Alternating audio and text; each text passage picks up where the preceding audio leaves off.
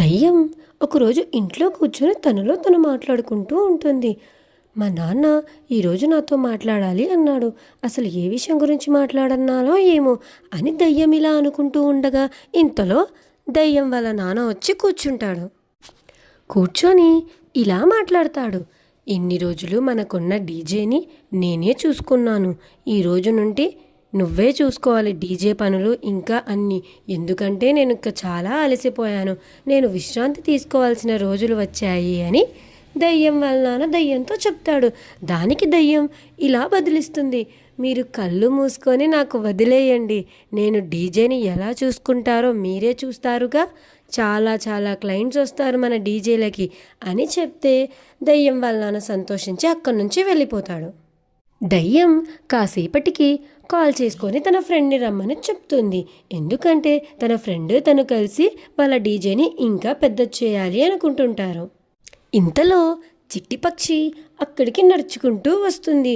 నడుచుకుంటూ వచ్చి చిట్టి పక్షి దయ్యంతో ఇలా మాట్లాడుతుంది. ఏంటి నువ్వు అన్నిసార్లు ఫోన్ చేస్తున్నావు? నేను వస్తానని చెప్పాను కదా అని చిట్టి పక్షి అంటే దయ్యం ఇలా బదిలిస్తుంది. మా నాన్న డీజే పనులని నాకే అప్పగించాడు. ఇప్పటి నుంచి మనకి డీజేలో మంచి మంచి ఆర్డర్లు రావాలి అంటే ఏం చేయాలో ఒక ఐడియా ఇవ్వు, అందుకనే అన్నిసార్లు కాల్ చేశాను అని దయ్యం చెప్తుంది. దానికి చిట్టి పక్షి ఇలా ఐడియా ఇస్తుంది.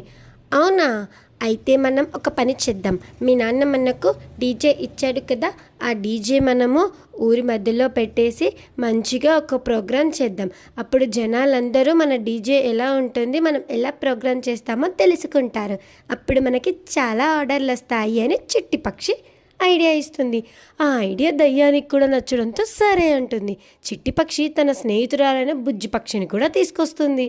అలా దయ్యం ఇంకా చిట్టి పక్షి స్నేహితురాలైన బుజ్జి పక్షి మూడు కలిసి సాంగ్స్ పెట్టుకొని మంచిగా డీజే పెట్టి బాగా ఎగురుతూ డ్యాన్స్ చేస్తూ ఉంటారు.